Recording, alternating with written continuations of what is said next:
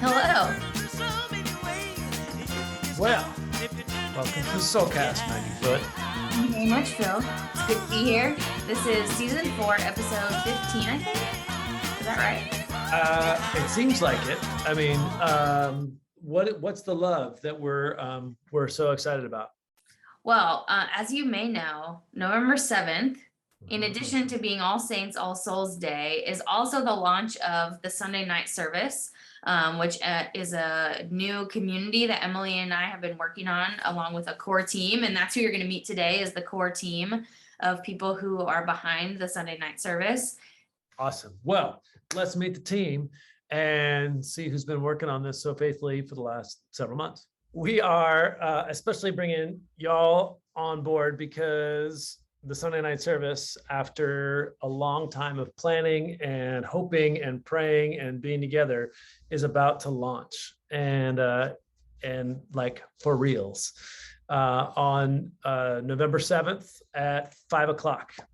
So we want to just check in and see what y'all are thinking and feeling, and what are you excited about? So for starts, if you could just introduce yourself with your name, the room you're in right now, and what got you, like the very first memory you have about thinking a Sunday night service in Berkeley. That sounds interesting. Again, Maggie Foot, and I'm in my office here at All Souls Berkeley. And my first memory of like, hey, we should do this thing is about a year ago. I had casually sent Emily this email about the noon service, which Dan and Kim had started in Cincinnati. And it was mostly because of I liked their website, and we were like in a conversation about website stuff. And Emily was like, oh my gosh, what's this service? And it's really interesting. And I've been dreaming about doing something like this for a long time. So I said, well, we should talk about that. So we went to the Bulb and we went for a long walk, and Emily described her vision to me. And I said, yeah, let's do it. And that's my first memory. And the first glimmer. The first glimmer. Awesome. All right. So then let's hop down to Kim. Where are you, by the way? What is the room you're in? I'm in Berkeley, and I'm in our bedroom. Dan and I moved here in late January. About 3 weeks later, Emily and Maggie asked if they could have a conversation with Dan and I in our courtyard. And so they came to our courtyard and they told us about this project they were dreaming up. And it's sort of, I don't know, it's quite, fortunate that we showed up here of all places to show up to, and we had this several years of doing this sort of similar project in Cincinnati. So we said yes. And you said yes. I'm hearing a thread already about outside conversations because, well, COVID. Jason, how about you? Hello, Soulcast people. I'm currently coming to you from an office. There's a guitar there. There's a lot of plants. Yes. I can change the lights if we need. Does Sunday night service have like an official color? There we go. Okay. I'm coming to you from the Mission, San Francisco, and first heard about Sunday night service through friends of Emily, and heard about what she was thinking and was really intrigued with wanting to chat and hear more about it. I've kind of been a part of starting new things church-wise in the Bay for a while, and always looking for other new things to jump in. So yeah. Hillary, what brought you this way? Yeah. And where are you? And I am in my classroom in Berkeley, California.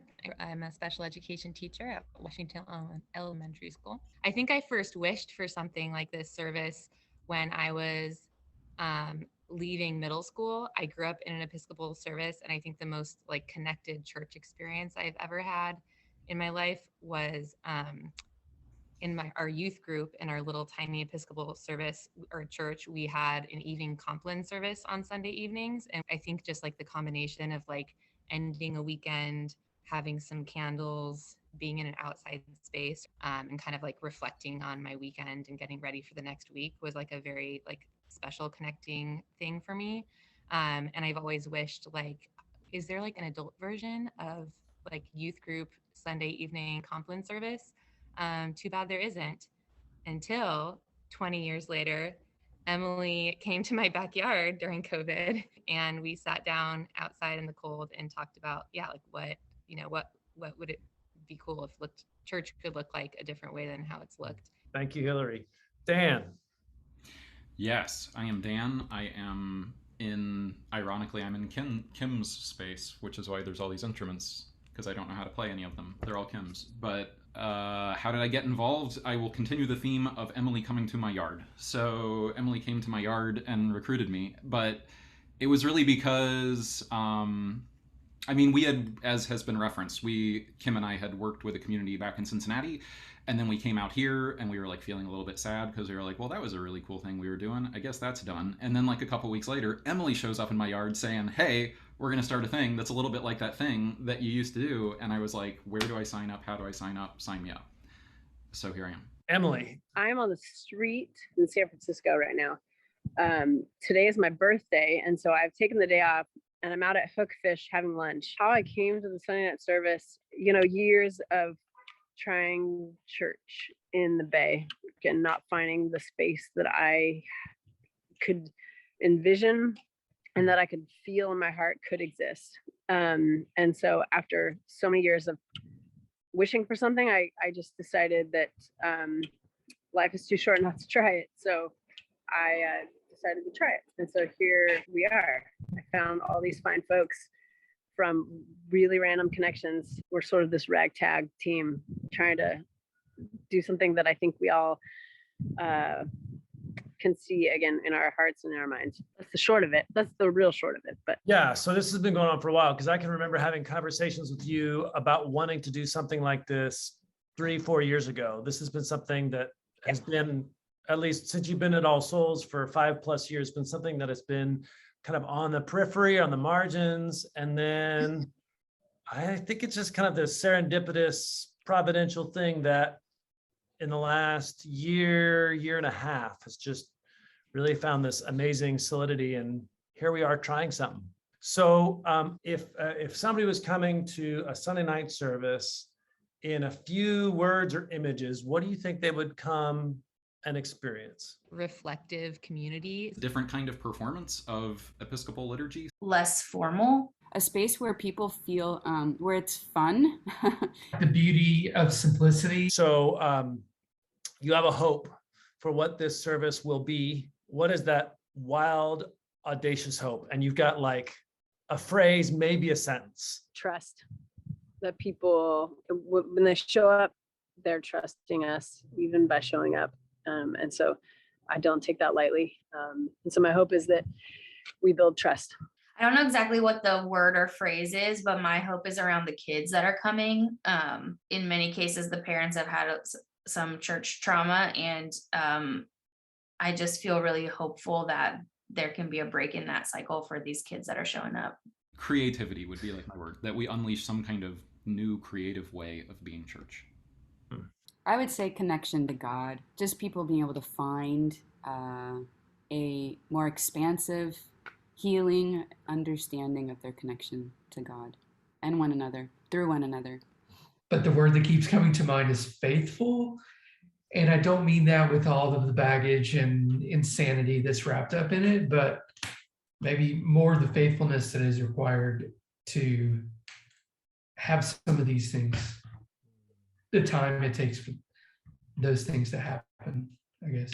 I hope for maybe it to be a place of like synthesis where we can bring these different ideas we have living in the Bay or from our prior experiences and like synthesize them into something that we can continue wrestling with together. Awesome. I'm not part of the team, but I'll just give you my hope, which is that it can be symbiotic, that what happens with the Sunday night service is something that not just gets shared within the parish of All Souls and it changes All Souls, because it will, and I'm looking forward to that, but also maybe some of what comes from All Souls can serve and be a part of what happens at Sunday night service. And then that in turn can be that for the kind of the ripple effect outside of All Souls into the church and the world. Small hopes. One more thing before we wrap up, there's one person missing from this call today who couldn't be here. Jen Ying, who's a parishioner at All Souls, has just joined this core team. And we're really excited to have her on the team as well. Well, thank you for all of you for making space in your day, from your classrooms and your mood lighting, and for switching spaces. That's all good. And from your birthday.